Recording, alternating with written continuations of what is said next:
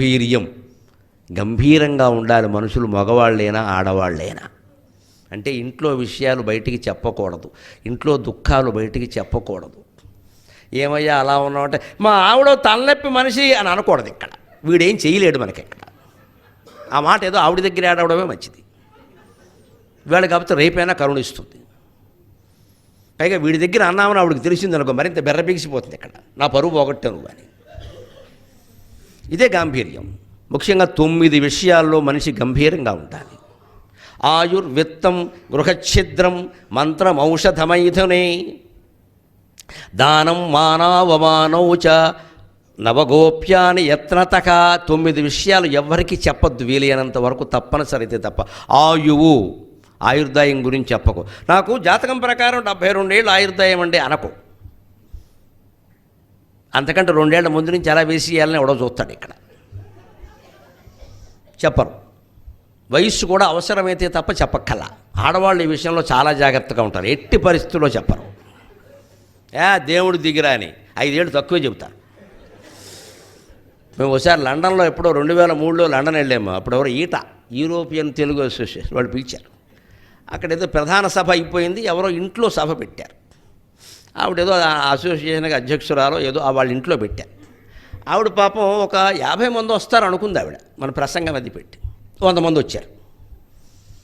వచ్చేసరి ఆవిడ కంగారు పడిపోతుంది. పాపం కూర్చుందో చూడలేదు, ఏదో హాల్ ఉంది అక్కడ, ఏవో 10 కుర్చీలు ఉన్నాయి అక్కడ, కూర్చుందో చూడలేదు. పైగా ఉన్నవేవో 10 కుర్చీలు ఇంకో 10 ఎక్కడి నుంచి తెప్పించారు. 20 మంది అందులో సర్దేసుకున్నారు. అందరూ ఎవరికి ఎంత కూర్చోట్లేదు.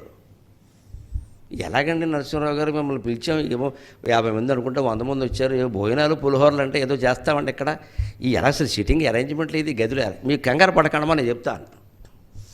నేను వెంటనే మైక్ ఎందుకున్నాక ఒక్క విషయం చెప్పా. 40 ఏళ్ళు దాటిన వాళ్ళందరూ పైన కూర్చుంటారు, మిగిలిన వాళ్ళు కింద కూర్చుంటారన్న. మొత్తం లేడీస్ కింద కూర్చున్నారు.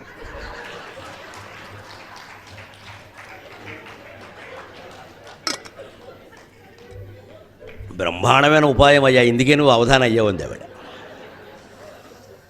తెలిసిపోతున్నారు మొహం చూస్తే ఆవిడకి 80 ఏళ్ళు అయినా కింద కూర్చుంది. ఎందుకంటే నాకు బిలో 40 అనుకోవాలి అందరూ. అంత తాపత్రయం ఏమిటి?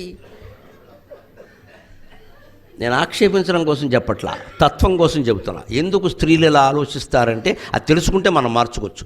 ప్రకృతి తత్వం స్త్రీ, ఆత్మతత్వం పురుషుడు, తేడా అది. ప్రకృతి తత్వం స్త్రీ. ప్రకృతి ఎప్పుడూ నవనవలాడుతూ ఉండాలని, నవనవోన్మేషంగా ఉండాలని, చిగురాకులా ఉండాలని, సర్వాభరణాలతో ఉండాలని కోరుకుంటుంది. ఆత్మకు అవి ఉండవు. అందుకే శివుడికి ఏ ఆభరణాలు ఉండవు, ఏనుగుతోలు బూడిద. అమ్మవారు రత్నగ్రైవేయ చింతాకలోల ముక్తా ఫలాన్విత అరుణారుణ కౌసుంభ వస్త్ర భాస్వత్ కటీతటి. ఏమిటది? ఎటువంటి ఆభరణాలు? ఏకంగా వ్యాస మహర్షి 20 శ్లోకాలు చెప్పాడు అమ్మవారి ఆభరణాలు అందం అంతా. ఆవిడ ప్రకృతి, పార్వతి. స్త్రీ, ప్రతి స్త్రీ అంతే. ప్రకృతిలాగా ఎప్పుడూ నవనవలాడుతూ ఉండాలి, వృద్ధాప్యాన్ని అంగీకరించదు ఆ తత్వం. కానీ తప్పదు కదా, అందుకని వారికి వారే గ్రహించుకోవాలి క్రమంగా. పోనీ 60 కాదు 70 దాటే కానీ ఇంకా నాకేమిటి 70 వచ్చాయి అంటూ ఉండాలి. అంటే మనస్సులో వైరాగ్యం పెరుగుతుంది, సుఖంగా ఉంటాం. లేకపోతే ఇక్కడ మళ్ళీ మామిడికాయ తొక్క, అనపకాయ మొక్క ఇవన్నీ చూసుకోవడమే. ఇక్కడ బ్యూటీ క్లినిక్. ఇప్పుడు నేను వస్తువు చూసా, బొటిక్ అని ఉంది అక్కడెక్కడ. దాని స్పెల్లింగ్ చూసి ఓహో ఇందుకే ఇది ఇలా ఉందను. ఎప్పుడు స్పెల్లింగ్ చూడలే నేను. బొటిక్ అని BOUTTIQUE అని ఉంది. ఓ బాగా కంఠస్థం చేశాను నేను, సరదా నాకు అటువంటి. ఓహో ఇదా బొటిక్ అంటే అనుకున్నాను. అంటే ఏమిటి? తెలుగులో చూడండి మీరు, బొట్టి క్యూ అనమాట, QUE. తెలుగులో బొట్టి అంటే చిన్నపిల్ల, బొట్టిగాడు అంటే చిన్నపిల్లాడు. ఇవి బొట్టిక్కలకి బ్యూటీ క్లినిక్లకి ఎందుకు కడతామంటే ఎప్పుడూ చిన్నపిల్లలాగే ఉండాలని మనకు తాపత్రయం. బొట్టి క్యూ, ఆ బొట్టి కోసమే క్యూలో నిలబడతాం. ఇక్కడ గొప్ప స్పెల్లింగ్ పెట్టాడు ఎవడో అనుకున్నాను నేను. తెలుగులో బొట్టి అంటే చిన్నపిల్ల, చిన్నపిల్ల అంటే బొట్టిగాడు అంటారు. అది ఆక్షేపణ కాదు, మామూలుగా. అంటే సహజంగా ప్రకృతిత్వం కావడం వల్ల ఎప్పుడూ నవనవలాడుతూ ఉండాలని, నవనవోన్మేషంగా ఉండాలని కోరుకుంటుంది. పురుషుడు ఆత్మకి ప్రతినిధి, భగవంతుడికి ఆత్మతత్వానికి ప్రతినిధి. ఆత్మకి అవే ఉండవు ఇక్కడ. నిరాధార నిరంజన పశుపతి గోత్రస్య నిర్లేప నిర్మలా నిత్య నిరాకార నిరాకుల నిర్గుణ నిష్కళ శాంత నిష్కామ నిరుపప్లవ నిష్కారణ నిష్కళంక నిరుపాతిర్ నిరీశ్వర నీరాగ రాగమధని నిర్మదా మదనాశిని నిశ్చింత నిరహంకార నిర్మోహ మోహనాశిని నిర్మమ మమతాహంత్రి నిష్పాప పాపనాశిని. ఇలా ఉంటాయి. ఈ నిర్ అనేది 60 నామాలు వస్తాయి. లలితా సహస్రంలో పరిశీలించుకోండి, 60 నామాలు ఉంటాయి నిరుతోటి. ఈ 60 ఆత్మతత్వం, అది శివతత్వం. ఈ ఆభరణాలు ఇవన్నీ అమ్మవారి తత్వం. ఇద్దరు ఒకటే, కానీ 2 అయిన తర్వాత రకరకాలుగా ఉంటారు. మన ఇంట్లోనే 2 పిల్లలు 2 రకాలుగా ఉండగా చూడడం లేదండి. ఇద్దరు మనకి తల్లిదండ్రులకు జన్మించిన వాళ్ళు, ఏం తేడా లేదు ఇందులో. కానీ ఇద్దరు 2 రకాల స్వభావాలు కనిపిస్తున్నాయి, అంతే ఇది. ఎందుకంటే పూర్వజన్మ కర్మ ఒకటి ఉంటుంది. ఇక్కడ మనం ఏమనుకుంటాం, సహజం, వాడు చిన్నప్పటి నుంచి సహజం అంటే ఏమిటి? సంస్కృతం చాలా గొప్ప భాష. సహజం అంటే సహా జాయతే ఇది సహజం. సహా జాయతే అంటే కూడా పుట్టింది. వాడు పుట్టినప్పుడే ఆ బుద్ధి కూడా పుట్టింది. వాడు పోయేవాడుకు అది పోదది, అది సహజం. అంతేగా న్యాచురల్ అని అర్థం చెప్పకూడదు. ఇంగ్లీషు భాష ఏ రకంగానూ సంస్కృతం ముందు సరిపోదు అసలు. మీరు అర్థం చెప్పడానికి వీల్లేదు. అక్కడ యజ్ఞం అంటే సాక్రిఫైస్ అనడం దిక్కుమాలిన మాటలు ఇవన్నీ. వాడికి యజ్ఞాలు లేవు, ఏదో పేరెట్టాడు. ఉపనయనం అంటే థ్రెడ్ మ్యారేజ్ అండి. అది మ్యారేజ్ ఏమిటండి? అదేం మాట అండి? థ్రెడ్ మ్యారేజా? థ్రెడ్ మ్యారేజీ, బెడ్ మ్యారేజీ, యథవ మాట. అది మ్యారేజ్ ఎలా అవుతుంది? అది ఉపనయనం మ్యారేజ్ను తిరస్కరించే విధానం. అది ఉపనయనం సరిగ్గా అర్థమైన వాడు పెళ్లి చేసుకోడు. ఉపనయనం బ్రహ్మోపదేశం. తండ్రి కూర్చోబెట్టి పక్కవాడికి కూడా వినే అవకాశం లేకుండా పళ్ళెం మీద చెంచా పెట్టి మోగించి బ్రహ్మోపదేశం చేస్తున్నాడు చెవులో. ఆ గాయత్రి మంత్రం అర్థమైన వాడు పెళ్లి చేసుకోడు వాడి జీవితంలో. అలా ఉండమని బ్రాహ్మణ అబ్బాయికి కాదు, యజ్ఞోపవీతం వేసుకుని అందరికీ చెప్పింది సంస్కృతి. నీకు ఉండగలిగితే ఉండు, వీడికి అది అర్థమే చస్తే కదా. అప్పుడు కూడా ఏదో సెల్ఫీలు దిగడం, ఫోటోలు దిగడం. అంత ఉపనయనం పట్టుకుని ఇంగ్లీషు వాడు థ్రెడ్ మ్యారేజ్ అన్నాడు. మన వాడన్నాడు, మనమే పెట్టుకున్నాం ఇక్కడ. వాడు ఎందుకంటే వాడికి ఉండదుగా. ఉయ్యాల్లో పడుకోబెడుతుండో తొట్లో పడుకోబెట్టడం అన్నమాట కేడీలు శర్మని. ఇంతకంటే దిక్కుమాలిన మాట ఇంకోటి ఉన్నది ఇక్కడ. ఆ తొట్టి అది భగవంతుడు ఉండేటువంటి తొట్టి. దాని గొలుసులు 4 వేదాలు. 4 వేదాల గొలుసులమరించి అన్నమాచార్య పాట. జో అచ్యుతానంద జో జో ముకుంద, అది తెలుగు మాట. తొట్లో పడుకోబెట్టామని రాయాలి. కేడీల శర్మనే ఏమిటండి? వస్తే వస్తాడు, పోతే పోతాడు. వాడి కోసం ఇంగ్లీష్ వాడతాం మనం. సంస్కృతం నాశనం చేసుకుని తెలిసిన వాడిని రమ్మనండి, తెలియని వాడిని మానేయమనండి. తెలుగు వాళ్ళందరూ తెలుగులోనే శుభలేఖలు వెయ్యాలి, తెలుగులోనే పండగలు జరపాలి. వచ్చిన వాడిని రమ్మని, లేనివాడు మానే.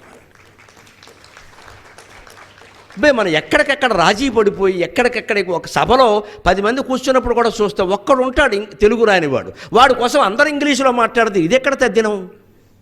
వాడిని ఏడవమనండి, వాడు ఏడుపు. లేదా పక్కవాడిని ఒకటి కూర్చోబెట్టండి దుబాసీని, వాడికి చెప్పమానండి. మొత్తం తప్ప ఇంగ్లీషులో నడపాల్సిన కర్మ ఏమిటండి అసలు? మనకి ఆలోచన ఇంత లూజ్ అయిపోయాం మనం. ఇక్కడ తమిళులు ఎవరో అలా చేయరు. వాళ్ళకి నమస్కారం, వాళ్ళ గడ్డ మీదకి వచ్చి నమస్కారం చేస్తున్న వాళ్ళకి నమస్కారం. 10 మంది పరాయి వాళ్ళు ఉన్నా సరే వాళ్ళు తమిళంలోనే సభ నడుపుతారు. మనకు ఆ పట్టుదల లేదు ఇక్కడ.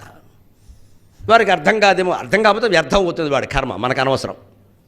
వాడికి ఒక్కడికి ఓ దుబాసీని పెట్టు పక్కన కావాలంటే. వాడు చీఫ్ గెస్ట్ కానీ సభాధ్యక్షుడు కానీ ఏదైనా కానీ మనం ఎందుకు మాట్లాడాలి?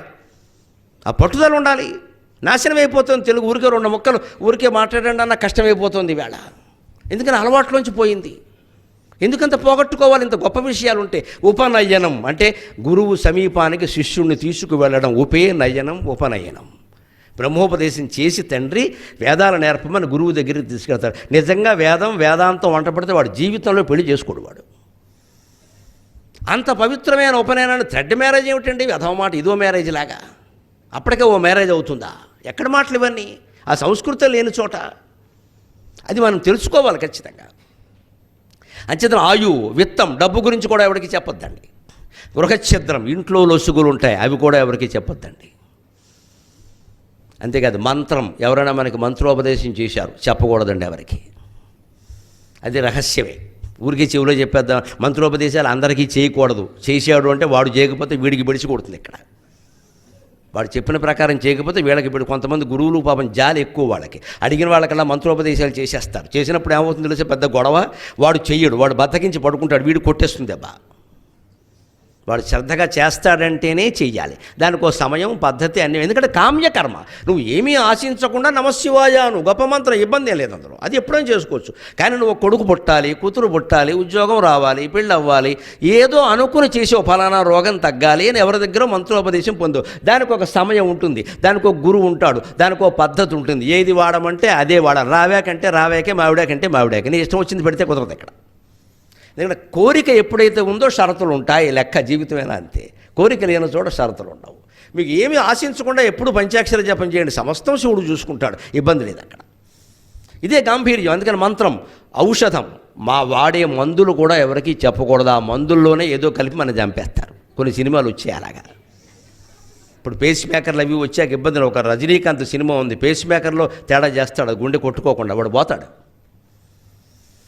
గుండె కొట్టుకునేందుకు ఏదో ఏర్పాటు చేస్తాడు, అది కొట్టుకోనియకుండా చేస్తాడు వీడు, దాన్ని ఏమంటారు రిమోట్ ద్వారా, వాడు పోతాడు. వాడే మందులు కూడా ఎవరికీ చెప్పకూడదు. మైథునం పెద్దవాళ్ళు ఉన్నారు కాబట్టి చెబుతున్నా, దాంపత్య బంధానికి సంబంధించిన బలాలు బలహీనతలు ఎట్టి పరిస్థితుల్లో అక్కా చెల్లెల దగ్గర కూడా మాట్లాడద్దు. అంత తప్పనిసరి అయితే తల్లి అక్క పర్వాలేదు, కొంత చెప్తారు ఏదైనా సలహా, కానీ బయట ఎక్కడ మాట్లాడకూడదు. మంత్రం ఔషధమైతునే. అంతే కదా, దానం, మనం చేసిన దానాలు కూడా చెప్పొద్దు. చేసిన పాపం చెబితే పోతుంది కదా, చేసిన పుణ్యం కూడా పోతుంది చెబితే. అవి మనకు ఉండాలి అంటే చెప్పొద్దు, పోవాలంటే చెప్పొచ్చు. మానవమానవచ్చ, మహత్తరమైన సన్మానం జరిగింది, ఎక్కడ ఎక్కువ చెప్పకపోవడం మంచిది. ఏదో మీకు బంగారు కిరీటం పెట్టారు కదా, పెట్టారండి, ఏదో వారికి తోచింది పెట్టారంతే. బంగారు కిరీటమేనండి మా ఇంట్లో పెట్టుకున్నానంటే 3వ రోజుకి మా ఇంట్లో ఏం జరుగుతుందో తెలుసు మీకు. అంత కిరీటంటే చెన్నై నుంచి పట్టుకొచ్చేట్టు మనం కూర్చుంటే అలాగే ఇక్కడ అని తయారవుతాడు ఎవడో అక్కడ.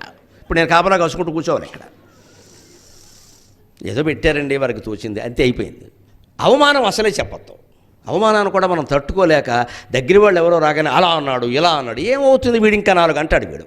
నువ్వు లోకురా నిన్ను కాబట్టి అన్నాడు, నన్ను అనమని అంటాడు వీడు పెద్ద హీరోలాగా. మానవచ ఎంత బాగా చెప్పారండి. ఇవి 9: ఆయుర్విత్తం గృహఛిద్రం మంత్రం ఔషధమైతునే దానం మానవచ నవగోప్యాని యత్నత. ఇవి కాపాడుకోవడమే గాంభీర్యం.